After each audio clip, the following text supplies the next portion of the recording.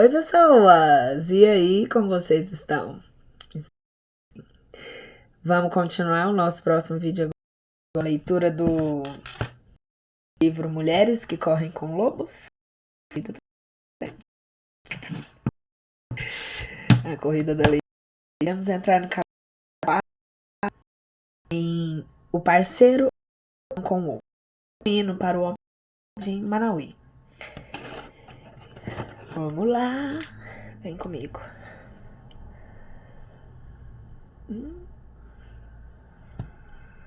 Bora.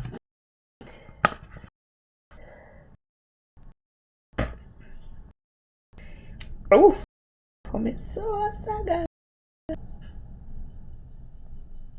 Não vai, é isso. Enfim, bora lá. Capítulo 4. O parceiro, a união com o outro. Um hino para o homem selvagem. Manauí. Se as mulheres querem que os homens as conheçam, que eles realmente as conheçam, elas têm de lhes ensinar algo do seu conhecimento profundo.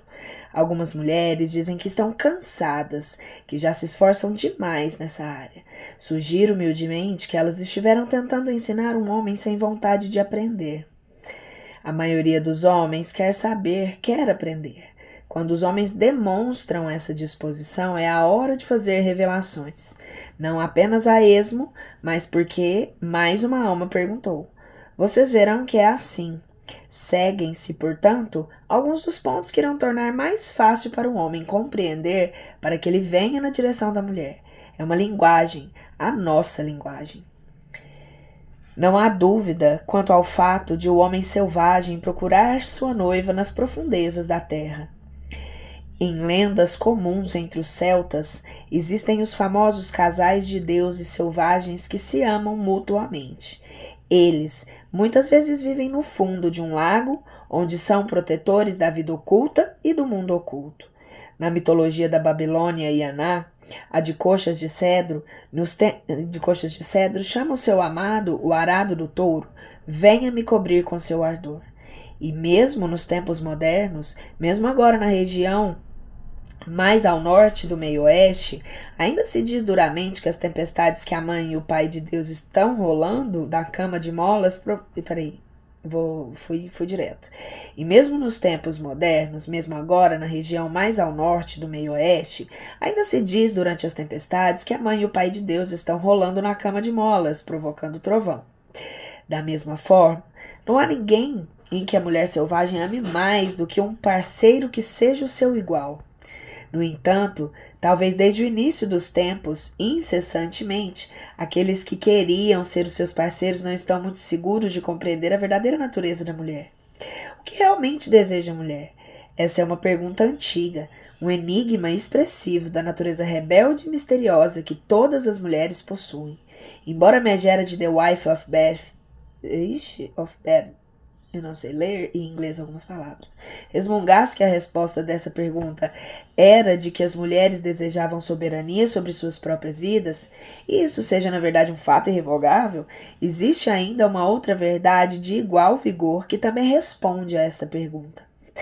Segue-se uma história que responde à questão antiquíssima acerca da natureza da mulher.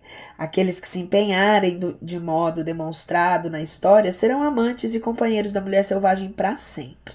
A senhorita V.B. Washington me passou essa versão da lenda afro-americana chamada Manauí. Manauí. Era uma vez um homem que vinha cortejar duas irmãs gêmeas. Você não poderá se casar com elas a não ser que consiga adivinhar os seus nomes. Porém, dizia o pai das moças. Manauí tentava e tentava, mas não conseguia adivinhar os nomes das irmãs. O pai das moças abanava a cabeça e mandava Manauí embora todas as vezes. Um dia, Manauí levou todo o seu cachorrinho levou o seu cachorrinho junto numa visita de adivinhação. E o cachorro percebeu que uma irmã era mais bonita que a outra e que a outra era mais delicada que a primeira. Embora nenhuma das duas irmãs possuísse todas as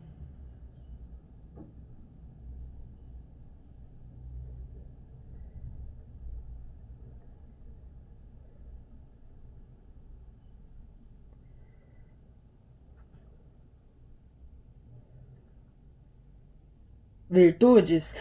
Ó, vou reler, porque toda vez eu não consigo lidar com o zoom do Kindle, velho. Que droga. Isso atrapalha pra caralho a leitura. Ora, nenhuma das duas irmãs possuía virtudes.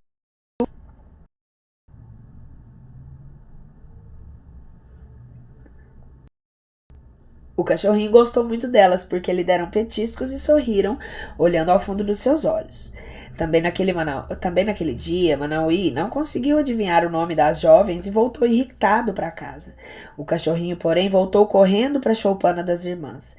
Ali ele enfiou a orelha por baixo de uma das paredes laterais e ouviu as moças dando risinhos e falando sobre como Manauí era bonito e másculo. Enquanto falavam, as irmãs se chamavam mutuamente pelo nome e o cachorrinho, tendo ouvido, voltou correndo com a maior velocidade possível para o seu dono para lhe passar a informação. No caminho, porém, um leão havia deixado um grande osso ainda com carne perto do caminho e o minúsculo cachorrinho sentiu imediatamente o cheiro. Não pensou em mais nada e se desviou do mato adentro, arrastando o osso. Ali ele lambeu e mordiscou o osso com até que todo o sabor desapareceu. Ah, o pequeno cãozinho esqueceu. Infelizmente, a vida esqueceu as moças.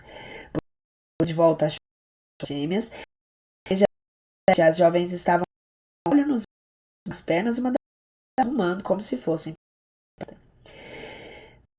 Eis o cãozinho as ouviu chamando-as mutuamente pelo nome. Elas chamando-se mutuamente pelo nome. Ele deu pulos de alegria e estava correndo pelo caminho afora na direção da choupana de Manauí, enquanto no meio do mato veio o aroma de noz moscada fresca. Ora, não havia nada que o cachorrinho adorasse mais que noz moscada. Por isso ele se desviou um pouco do caminho e correu para o lugar onde uma bela torta de laranjas estava esfriando em cima de uma tora. Bem, logo a torta já não existia mais, e o cachorrinho tinha um adorável hálito de noz moscada. Enquanto trotava de volta para casa com a pança cheia, tentou pensar nos nomes das moças, mas mais uma vez ele os havia esquecido. Finalmente, o cachorrinho tornou a voltar correndo até a choupana das irmãs e dessa vez elas estavam se preparando para se casar. Ah, não, pensou o cachorrinho, quase não tenho mais tempo. E quando as irmãs se chamaram pelo nome, ele guardou os nomes na mente e saiu em disparada, com a determinação resoluta e absoluta de que nada iria impedi-lo de transmitir os preciosos nomes de Manauí imediatamente. O cãozinho vislumbrou caça, pequena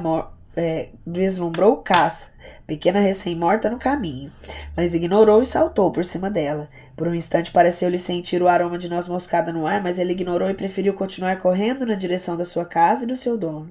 No entanto, ele não contava com a possibilidade de um estranho de negro saltar do mato e agarrá-lo pelo pescoço, sacudir-lhe a ponta do seu rabo quase cair, pois foi o que aconteceu. Diga-me aqueles nomes. Diga-me os nomes das moças para que eu possa conquistar, gritava o estranho o tempo todo.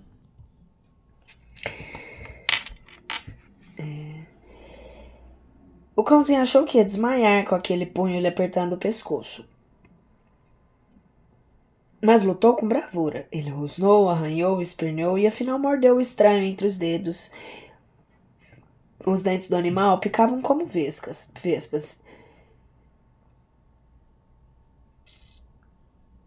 O estranho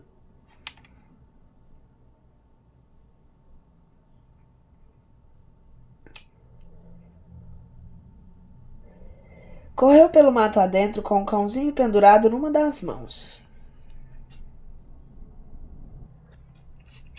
Solte-me, cãozinho, e eu soltarei, implorou o estranho de negro. Não me volte por aqui, rosnou o cãozinho. Mas sim, fugiu pelo mato enquanto corria. O cachorrinho prosseguiu meio correndo pelo caminho até encontrar Manauí.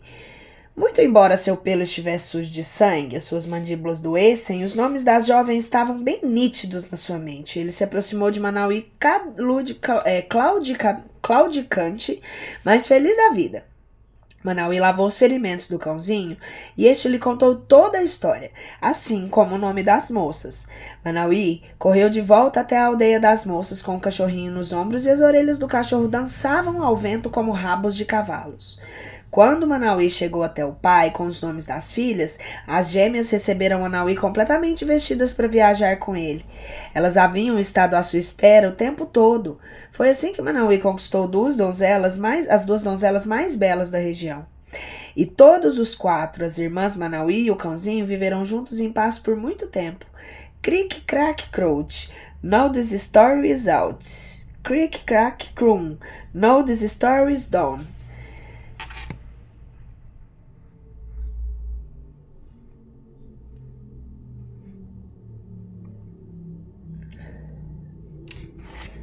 A natureza dual das mulheres. Com os contos folclóricos, assim como os sonhos, podemos interpretar que o seu conteúdo em termos subjetivos, em que todos os símbolos retraíam os aspectos da psique de uma única pessoa, mas também podemos compreendê-la entre termos objetivos, na medida em que estejam associados a condições e relações do mundo exterior.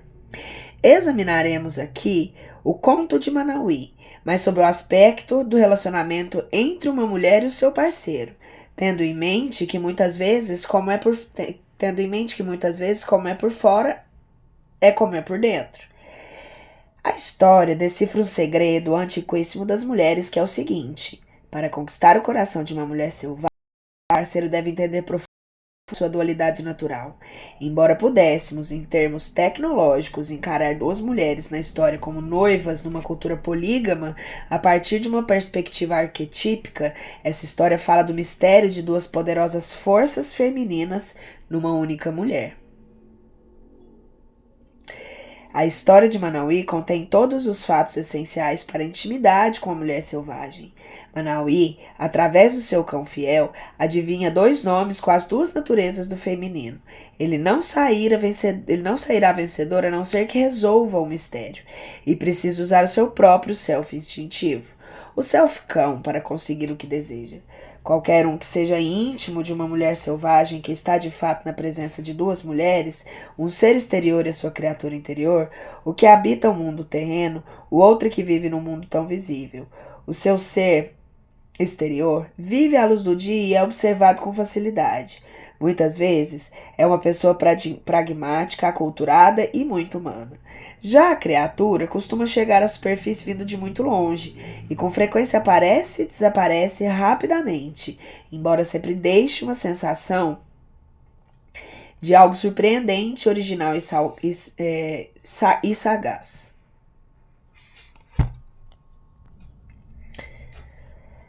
O esforço de compreender a natureza das mulheres, às vezes, faz com que os homens, até mesmo com as próprias mulheres, fechem os olhos e bradem aos que os céus em busca de ajuda.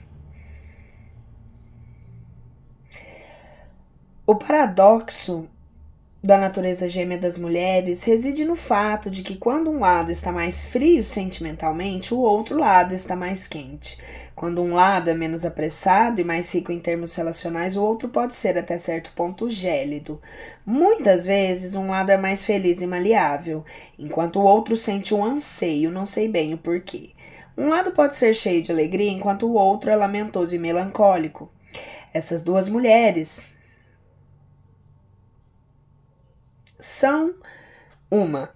são elementos separados, porém associados, que combinam em milhares de formas. A força de ser dois. Embora cada lado da natureza de uma mulher represente uma entidade separada, com funções diferentes e capacidade de discernimento, eles devem à semelhança do cérebro com seu corpus caloso, ter um conhecimento ou uma tradução um do outro, portanto, funcionar como um todo. Se a mulher esconde um dos lados ou privilegia um dos lados em demasia, ela tem uma vida desequilibrada que não lhe permite acesso ao seu pleno poder. Isso não é bom. É necessário desenvolver os dois lados. Há muito que aprender acerca da força de ser dois enquanto examinamos símbolos dos gêmeos. No mundo inteiro, desde tempos remotos, considerou-se que os gêmeos fossem dotados de poderes sobrenaturais. Em algumas culturas existe toda uma disciplina dedicada ao equilíbrio da natureza dos gêmeos, pois eles são considerados como duas entidades que compartilham uma alma. Mesmo após a morte, os gêmeos recebem alimento, a atenção de conversas, presentes e sacrifícios. Em diversas comunidades africanas e do Caribe, pode-se dizer que o símbolo das irmãs gêmeas possui Juju, a energia mística da alma, Juju, né? Não sei como que como que fala Juju, porque tá saindo Juju. Portanto, exige-se que as recebam cuidados impecáveis para que não recaia um mau agouro sobre toda a comunidade. Uma precaução da religião de Vodos do Haiti exige que as gêmeas sempre recebam exatamente as mesmas proporções de alimento, para que assim seja sumariamente eliminada a possibilidade de inveja entre as duas.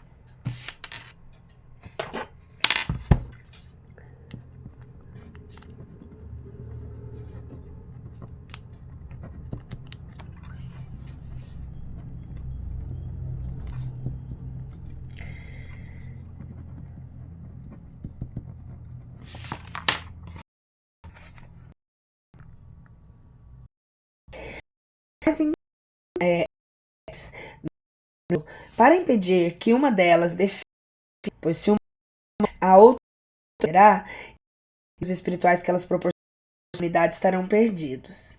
Da mesma forma, a mulher tem enormes poderes quando os aspectos duais individuais são reconhecidos conscientemente e considerados como uma unidade, mantidos unidos em vez de separados. O poder de ser dois é muito forte e nenhum dos dois lados deve ser negligenciado. Eles precisam ser alimentados da mesma forma, pois juntos proporcionam ao indivíduo um poder excepcional. Ouvi uma vez uma história de um velho afro-americano no Centro-Sul. Ele surgiu de um beco quando eu me encontrava sentada em meio às pichações de um parque, no centro da cidade. Algumas diriam que ele era maluco, pois falava com todos e com qualquer um. Ele arrastava os pés e mantinha um dedo em riste, como se quisesse verificar a direção do vento. Os quentistas reconhecem que essas pessoas teriam sido tocadas pelos deuses, e nós a chamamos de El Bruto, a trouxa, porque eles carregam um certo tipo de mercadoria e a exibem para quem quiser olhar. Esse El Bulto, especialmente simpático, me deu uma história a respeito da transmissão ancestral. Ele intitulou a história de Um Pauzinho, Dois Pauzinho. Esse é o costume dos antigos reis africanos, sussurrou. Na história, um velho está à morte e chama a família para perto de si. Ele dá um pauzinho curto e resistente a cada um de seus muitos rebentos, esposas e parentes. Quebrem o pauzinho, determina ele. Com algum esforço, todos conseguem quebrar seus pauzinhos ao meio. É isso que acontece como uma pessoa está só e sem ninguém. Ela pode ser quebrada com facilidade. Em seguida, o velho dá para cada parente mais um pauzinho.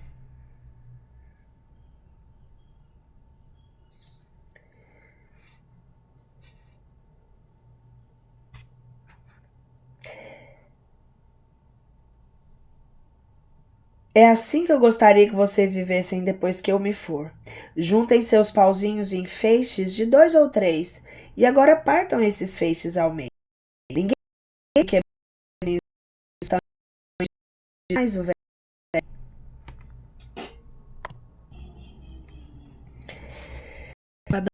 Porque parece que eu desliguei a internet. Melhorou.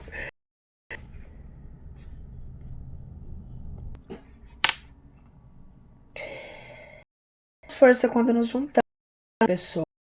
Quando estamos, podemos ser quebrados. Te quebra, né? Quebra. Da mesma forma, quando os dois lados da natureza dual são mantidos juntos no consciente, eles têm um poder tremendo e não podem ser fragmentados. Essa natureza da dualidade psíquica das gêmeas, dos dois aspectos da personalidade feminina. Sozinho, o self mais civilizado vive bem, mas sente uma certa solidão. Sozinho, o self selvagem também vive bem, mas anseia pelo relacionamento com o outro. A perda dos poderes psicológicos, emocionais e espirituais das mulheres tem como origem a separação dessas naturezas e a simulação de que uma delas não mais existia. Essa história pode ser interpretada como um relato sobre a dualidade masculina, assim como feminina. O homem, em Manauí, tem sua própria natureza dual, o lado humano e o lado cachorro. Sua natureza humana, embora simpática e carinhosa, não lhe basta para ter sucesso na corte. E a sua natureza canina, seu lado instintivo, que tem a capacidade de se esgueirar até perto das mulheres selvagens e com sua audição aguçada, ouvir seus nomes. É o self, cão, que compreende as selvagens e com a sua... é o self, cão, que aprende a superar as seduções superficiais e a reter os conhecimentos mais importantes. É a natureza canina de Manauí que tem a tenacidade e a audição apurada, os instintos para se enfiar por baixo de paredes, encontrar, perseguir, valiosa. As forças caninas podem incluir tipos semelhantes às do Barba Azul ou do assassino Mr. Fox, e por esse motivo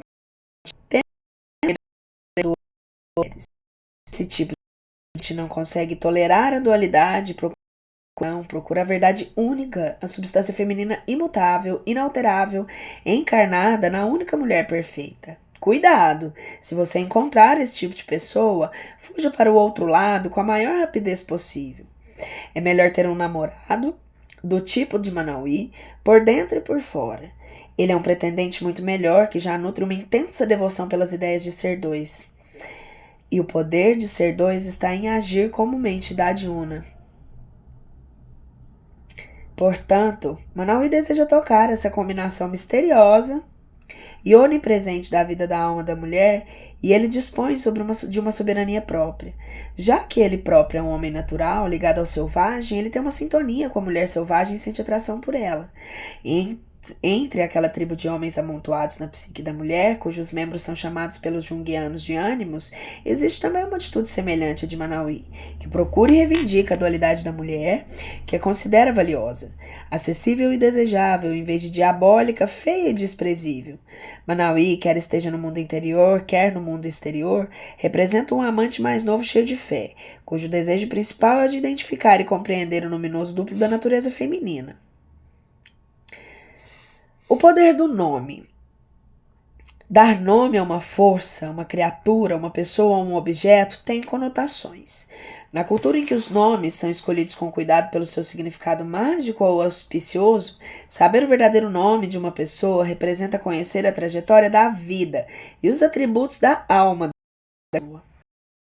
E o motivo pelo qual o nome verdadeiro é muitas vezes mantido em segredo está na proteção do seu dono, para que ele ou ela possa crescer e cumprir o seu potencial no nome, e na proteção do próprio nome, de modo que ninguém avilte ou prejudique assim para que a autoridade espiritual de cada um possa desenvolver até as suas proporções plenas. Nos contos de fadas e lendas populares, existem diversos outros aspectos relacionados ao nome, e esses estão em atividade no conto de Manauí. Embora haja alguns contos pelos quais o protagonista procura pelo nome de uma força malévola, a fim de exercer o poder sobre ela, é ainda mais comum que a procura pelo nome tenha como objetivo invocar aquela força ou aquela pessoa, chamá-la para que se aproxime e entrar num relacionamento com essa pessoa. Esse último é o caso da história de Manauí. Ele viaja de um lado para o outro sem parar, no esforço sincero de atrair o poder de duas para perto de si. Ele está interessado em descobrir os seus nomes, não para se apoderar do poder delas, mas sim para conquistar um poder pessoal igual ao delas. Conhecer os nomes representa adquirir consciência acerca da natureza dual e retê-la. Por mais que desejemos, e mesmo recorrendo ao nosso próprio poder, é impossível ter um relacionamento em profundidade sem o conhecimento dos nomes. A adivinhação dos nomes da natureza dual das duas irmãs é uma tarefa a princípio tão difícil para as mulheres quanto para os homens. No entanto, não é necessário que haja grande angústia no que lhe diz respeito. Se estivéssemos interessadas em descobrir os nomes, então estaremos no caminho certo. E quais os nomes exatos dessas duas irmãs simbólicas na psique da mulher? É claro que os nomes das dualidades variam de uma pessoa para outra, mas eles costumam representar opostos de alguma espécie, como grande parte do mundo natural. Eles de início podem parecer tão imensos a ponto de não apresentarem o padrão ou repetição. No entanto, a observação cuidadosa da natureza dual, as perguntas que lhe fazemos e a atenção às suas respostas logo revelarão um modo geral, um modelo que é imenso e a bem da verdade, mas que tem uma estabilidade como a das ondas que chegam e recuam. Suas marés altas e baixas são previsíveis, suas correntes profundas podem ser mapeadas. No terreno da adivinhação dos nomes, dizer o nome de uma pessoa representa fazer um desejo por elas ou abençoá-las cada vez mais que seu nome é pronunciado. Identificamos esses dois temperamentos em nós mesmas a fim de nos vincularmos a eles. Quando nomeados, descobrimos significados pessoais e ocultos, bem como a beleza selvagem de ser mulher, não importando as personalidades e os aspectos opostos. Essa identificação e esse vínculo são chamados em termos humanos de amor a si mesmo. Quando ele ocorre em dois indivíduos, é chamado de amor pelo outro. Manauí insiste em tentar adivinhar, mas não consegue descobrir os nomes das gêmeas apenas com a sua natureza comum. Seu self-cão age em seu benefício. É frequente que as mulheres anseiem por um parceiro que tenha esse tipo de persistência e inteligência para continuar a procurar entender a sua natureza profunda. Quando ela encontra um parceiro com essas qualidades, ela lhe dedica amor e lealdade pela vida afora. Na história, o pai das gêmeas age como um guardião do par místico. Ele simboliza uma característica intrapsíquica real e que garante a integridade de coisas que ficam juntas e que são separadas. E ele que testa o valor, a correção do pretendente. Ter um guardião desse tipo é bom para as mulheres. Nesse sentido, seria possível que uma psique saudável testa novos elementos que se apresentam para nela se inserir. Que a psique tem sua própria integridade, um processo de triagem. Uma psique saudável, que contenha um guardião paternal, não aceita simplesmente qualquer pensamento, atitude ou pessoa, apenas aquelas que são sensíveis ou que se esforçam para ser. Pai tem duas irmãs. O pai das duas irmãs diz: espere aí. Enquanto você não me convencer de estar interessado em ter conhecimento profundo da essência verdadeira, seus verdadeiros nomes, não poderá ter minhas filhas. O pai está querendo dizer que não se pode alcançar o conhecimento dos mistérios das mulheres sem grande esforço. É preciso antes trabalhar, é preciso persistir no estudo da questão. É preciso que você se descubra cada vez mais próximo da verdade real, desse enigma da alma feminina, empresa que é tanto uma descida quanto uma charada. A natureza tenaz do cachorro. O cãozinho da história demonstra exatamente como funciona a tenacidade psíquica. Os cães são mágicos do universo. Com sua simples presença, eles transformam o mau humor em sorriso, as pessoas tristes em menos tristes. Eles geram relacionamentos, como na antiga epopeia babilônia Gilgamesh, na qual Enkidu, o homem animal peludo, contrabalança Gilgamesh, o rei excessivamente racional. O cachorro é todo um lado da natureza dualista do homem. Ele é a natureza dos bosques, aquele que sabe rastrear, que sabe porque o presente que é o quê. O cãozinho gosta das irmãs porque elas o alimentam e sorriem para ele. O feminino místico compreende e aceita prontamente a natureza instintiva do cachorro. Os cães apresentam, entre outras coisas, aquele ou aquela que ama do fundo do coração com espontaneidade e perseverança, que perdoa sem esforço e que consegue correr muito e lutar, se necessário até a morte. A natureza do cão fornece pistas concretas de como um pretendente irá conquistar o coração das duas irmãs e a mulher selvagem. Manauí não adivinha os nomes mais uma vez e volta penosamente para casa. No entanto, o cachorrinho volta para uma choupana das moças e presta atenção até ouvir os seus nomes. No mundo dos arquétipos, a natureza do cão tanto é psicopômpica, a de um mensageiro entre o mundo exterior e o mundo das trevas, quanto citoniana, aquela que provém das regiões mais escuras e mais remotas da psique, especificamente do mundo subterrâneo. É essa sensibilidade que o parceiro tenta alcançar para compreender a dualidade. O cão é semelhante ao lobo, só um pouco mais civilizado, embora, como vemos no resto da história, não tanto assim. Esse cãozinho, em sua função psicopômpica, é a psique instintiva. Ele ouve e vê o modo diferente do ser humano. Ele se transporta a níveis em que o ego sozinho jamais chegaria a pensar. Ele ouve palavras e instruções que o ego não consegue ouvir. ele segue o que ouve. Uma vez, no Museu de Ciências, em São Francisco, entrei num recinto cheio de microfones e alto-falantes que simulavam a capacidade de audição do cachorro. Quando uma palmeira balançava ao vento, parecia o dia do Armagedon. Quando se ouviam passadas chegando ao longe, parecia 1 milhão de saquinhos de floco de milho estavam sendo esmagados bem no meu ouvido. O mundo do cachorro é cheio de sons cataclísmicos e constantes, sons que nós, seres humanos, absolutamente não registramos, mas o cachorrinho registra. O cão ouve, portanto, fora da faixa de audição humana. Esse aspecto mediúnico da psique instintiva capta pela intuição a atividade profunda, a música profunda e os profundos mistérios da psique feminina. É essa natureza que tem a capacidade de compreender a natureza selvagem das mulheres. A sedução furtiva dos apetites. Não é por acaso que homens e mulheres se esforçam para descobrir o lado mais profundo da sua natureza e, no entanto, têm a sua atenção desviada por inúmeras razões, em sua maioria prazeres de diversos tipos.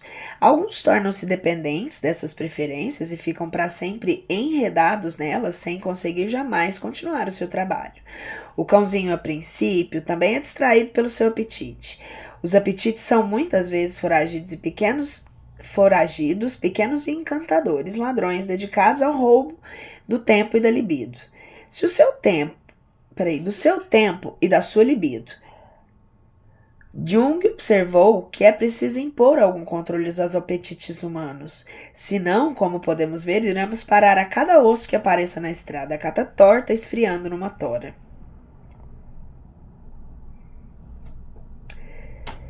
Os pretendentes à procura dos nomes das dualidades podem, como o cachorro, perder a sua determinação quando são tentados a sair do caminho. Isso pode ocorrer especialmente se eles próprios forem criaturas ferozes ou esfaimadas. Além do mais, eles podem se esquecer do que os motiva a agir. Eles podem ser atacados por um aspecto do seu próprio inconsciente que deseja se impor às mulheres para tirar vantagens, seduzir as mulheres para o seu próprio prazer, ou num esforço no sentido de acabar com uma sensação de vazio típica do caçador. No caminho de volta ao dono, o cãozinho é distraído por um osso suculento e, com isso, esquece os nomes dos jovens. Esse episódio retraía uma ocorrência muito comum no trabalho psíquico profundo. As distrações dos caprichos atrapalham o processo básico.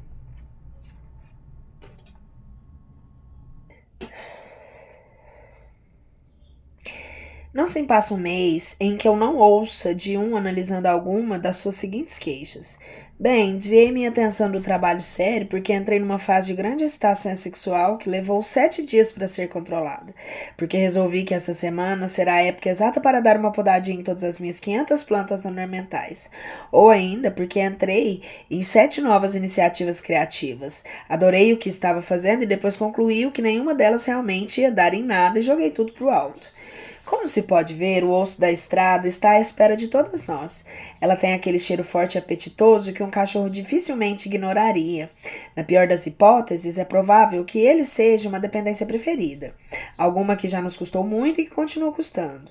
No entanto, que já tenhamos fracassado repetidas vezes, precisamos tentar de novo, até que consigamos passar por ela e prosseguir com o trabalho principal. O trabalho profundo é muito parecido com a excitação sexual. Ele começa do nada, vai se acelerando em platôs e atinge o estado uniforme e intenso. Se os platôs forem interrompidos abruptamente, imaginemos um ruído forte e inesperado. Teremos de começar tudo de novo. Existe uma tensão de excitação semelhante no trabalho com a camada arquetípica da psique. Se a tensão for interrompida, é preciso que se comece praticamente do nada. Portanto, há muitos ossos na estrada, ossos suculentos, belos, interessantes e irresistivelmente atraentes. De algum modo, porém, eles fazem com que soframos de uma espécie de amnésia, com que nos esqueçamos, não só de que estávamos no nosso trabalho, mas também de que o trabalho tratava para não começar. Recomendo o Alcorão. Sereis chamados a prestar contas de todos os prazeres permitidos na vida, não tiverdes usufruído da nossa estrada. Não obstante, o prazer em excesso ou mesmo em quantidade íntima na hora errada pode provocar uma enorme perda de conscientização. Nesse caso, em vez de um grande afluxo de sabedoria, vagueamos por aí como um professor distraído resmungando. E agora, onde é que eu estava mesmo? Semanas, às vezes meses, são necessários para que recuperemos dessas distrações. Na história, o cachorro volta correndo até a choupana das irmãs, ouve novamente seus nomes e aí sai a toda velocidade mais uma vez. Esse cão tem um instinto certo para tentar insistir, para tentar e insistir em tentar. No entanto, ai ai, lá está a torta de laranjas que o distrai e ele mais uma vez esquece os nomes. Um outro aspecto do apetite dominou a criatura e voltou a afastá-lo da sua tarefa. Embora sua pança esteja satisfeita, o trabalho da alma não foi cumprido. Começamos a compreender que esse processo de nos mantermos conscientes, em especial, não pode ceder a apetites perturbadores enquanto tentamos realizar a conexão psíquica. É longo e que é difícil manter a fidelidade a ele. Vemos o astuto cãozinho dando o máximo de si. Mesmo assim, é longo o caminho desde o mergulho, desde o inconsciente profundo dos arquétipos até a mente consciente. É demorado o mergulho até os nomes lá no fundo, é demorada a volta até a superfície. Manter o conhecimento no consciente é difícil quando há armadilhas ao longo do caminho. A torta de laranjas e o osso representam as seduções perturbadoras que são deliciosas ao seu modo. Em outras palavras, existem elementos na psique de todo mundo que são traiçoeiros, trapaceiros e maravilhosos. Esses elementos são inimigos da conscientização. Eles vicejam por manter tudo oculto e excitante. Às vezes é difícil nos lembrarmos de que estávamos aguardando a alegria da luz. O cãozinho é quem traz a luz. Ele está tentando criar um vínculo consciente com a mística natural da natureza dual. Alguma coisa tenta impedi-lo de cumprir essa missão. Alguma coisa que não é visível, mas que sem a menor dúvida é quem coloca os ossos no caminho e arranja tortas. Sem dúvida deve ser o estranho sinistro, outra versão do predador natural da psique, que se opõe à consciência. Em virtude da ocorrência natural desse oponente na psique das pessoas, até mesmo a mente mais saudável, suscetível a se desnortear. A lembrança da verdadeira tarefa e a sua repetida recordação de dentro de nós mesmas, no estilo de um mantra, nos devolverá a consciência. A conquista da ferocidade. O cãozinho aprende os nomes das mulheres outra vez e volta correndo para o seu dono. Ele ignora o petisco no meio da estrada e o aroma apetitoso que vem do mato. Nesse ponto, vemos o despertar da consciência da psique. A psique instintiva aprendeu a se controlar, a fixar prioridades e a concentrar a atenção. Ela se recusa a ser distraída. Agora está determinada. No entanto, de repente, um ser sombrio vindo do nada salta sobre o cãozinho. O estranho sinistro sacode o cachorro aos gritos. Diga-me os nomes! Diga-me os nomes! Com a dualidade ou com as... diga-me os nomes das moças para que elas sejam minhas. O estranho sinistro não se importa com a dualidade ou com as nuances sutis da psique. Para ele, o feminino é um objeto a ser conquistado e nada mais. O estranho sinistro pode ser encarnado por uma pessoa verdadeira no mundo exterior ou por complexo negativo interno. Não importa qual seja a apresentação, o efeito devastador é o mesmo. Dessa vez, porém, o cachorro entra numa luta desenfreada.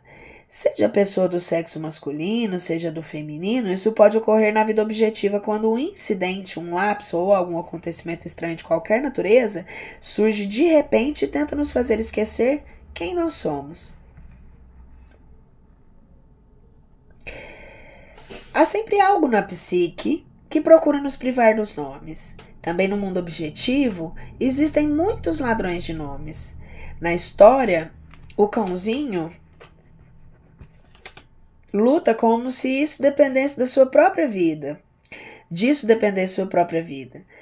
Às vezes, o único meio de aprendermos a nos manter fiéis ao nosso conhecimento profundo resulta do surgimento desse estranho à nossa frente.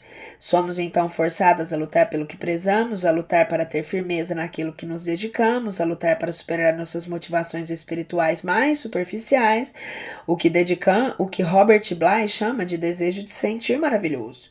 Lutar para terminar o que iniciamos. O cãozinho luta para guardar os nomes, superando assim os seus repetidos escorregões no inconsciente. Terminada a batalha, ele não perdeu os nomes, pois era exatamente esse o motivo da briga, ter o conhecimento do feminino selvagem. Quem quer que possua esse conhecimento tem um poder equivalente ao da própria mulher. O cão lutou para transmitir esse poder ao homem digno Manauí. Ele lutou para manter afastado desse poder um aspecto da natureza humana primitiva que o usaria indevidamente. A transmissão do poder às mãos certas é tão importante quanto a descoberta dos nomes. O cão heróico passa os nomes para Manauí que os apresenta ao pai das moças. Essas já estão prontas para partir com Manauí. O tempo todo elas estavam aguardando que ele descobrisse e guardasse o conhecimento consciente das suas naturezas intrínsecas. Concluímos, portanto, que as duas coisas que prejudicam o avanço nessas questões são as distrações dos nossos apetites e um estranho sinistro, sendo que esse pode estar no opressor inato à psique ou às vezes a uma pessoa ou situação do mundo objetivo. Seja como for, cada um sabe, no fundo, como derrotar esses saqueadores e espoliadores. Guarde os nomes. Os nomes são tudo. A mulher interior. Às vezes, mulheres ficam cansadas e irritadas à espera de que seus parceiros as compreendam. Porque eles não conseguem saber o que eu penso, o que eu quero? Elas ficam exaustas de fazer essa pergunta. No entanto, existe uma solução para esse dilema. Uma solução prática e eficaz. Se a mulher quiser que seu parceiro tenha esse tipo de receptividade, ela lhe revelará o segredo da dualidade da mulher. Ela lhe falará sobre a mulher interior, aquela que, somada a ela mesma, formará duas. Isso ela consegue ensinar ao seu parceiro a fazer duas perguntas de uma simplicidade enganosa que farão com que ela se sinta vista, ouvida e conhecida. A primeira pergunta é a seguinte: o que você quer? Quase todo mundo faz alguma versão dessa pergunta, mas de forma automática. Existe, porém, uma pergunta ainda mais essencial: o que deseja o seu self mais profundo? Quando se ignora a natureza do ou da mulher e julga uma mulher pelo que ela aparenta ser, pode se vir a ter uma grande surpresa, pois quando a natureza primitiva dessa mulher emerge das profundezas e começa a se afirmar, é frequente que ela tenha interesses, sentimentos e ideias muito diferentes do que se manifestava antes. Para tecer um relacionamento seguro, a mulher também fará as mesmas perguntas ao parceiro. Como mulheres, aprendemos a reunir força dos dois lados da nossa natureza e da dos outros também. A partir da informação que recebemos reciprocamente dos dois lados, podemos determinar com clareza o que é mais valorizado e como reagir de acordo com isso. Quando a mulher consulta sua própria natureza dual, ela está cumprindo o processo de olhar, examinar e sondar o material que está para além do consciente, sendo, portanto, muitas vezes surpreendente no seu conteúdo e no seu tratamento, quase sempre de imenso valor. Para amar uma mulher, o parceiro deve também amar a sua natureza primitiva. Se a mulher aceitar um companheiro que não possa amar ou que não ame esse seu outro lado, ela sem dúvida acabará arrasada sobre algum aspecto e deixada vaguear cambaleante em desmazelo. Portanto, os homens, tanto quanto as mulheres, devem identificar as suas naturezas duais. O amante mais querido, o pai mais valorizado, o amigo ou o homem selvagem mais valioso é aquele que deseja aprender. Quem não se delicia com o aprendizado, quem não é atraído por novas ideias ou experiências, não conseguirá passar do marco de estrada junto ao qual está descansado agora. Se existe uma força que alimentará a raiz da dor, ela é a recusa a aprender além do momento presente. Sabemos que a criatura do homem selvagem está à procura de sua própria mulher terrena. Com medo ou não, é um ato profundo de amor e de se permitir ser perturbado pela alma primitiva dos outros. Num mundo em que os seres humanos têm tanto medo da perda, existe um excesso de muralhas protetoras contra o mergulho na luminosidade de outra alma humana. O companheiro certo para a mulher selvagem é aquele que tem profunda tenacidade e resistência da alma, aquele que sabe mandar a sua própria natureza instintiva ir espiar por baixo da cabana da alma de uma mulher e compreender o que vir e ouvir por lá. O bom partido é o homem que insiste em voltar para tentar entender, é o que não se deixa dissuadir.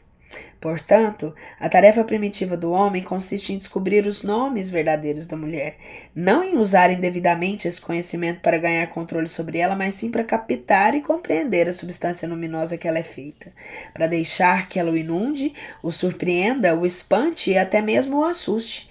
Também para ficar com ela, para entoar seus nomes para ela, Com isso, os olhos dela brilharão, e os dele também. No entanto, para que não descansemos antes da hora, há ainda um outro aspecto da identificação da dualidade.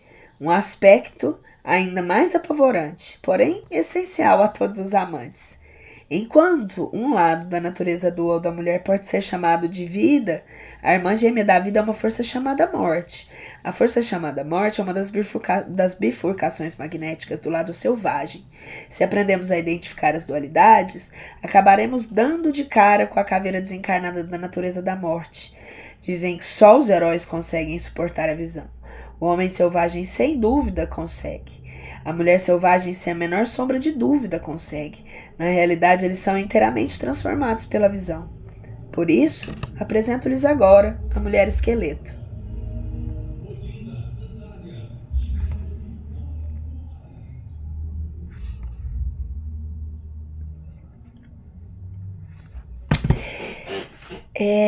Encerramos o capítulo 4, por isso que eu parei aqui, travei, né? Eu vou deixar o capítulo 5 pro próximo vídeo, pra gente fazer, porque eles estão dando pra fazer todo ele dentro de capítulos, pra gente fazer ele separadinho. Bom, é isso, espero que vocês estejam gostando. Um beijo.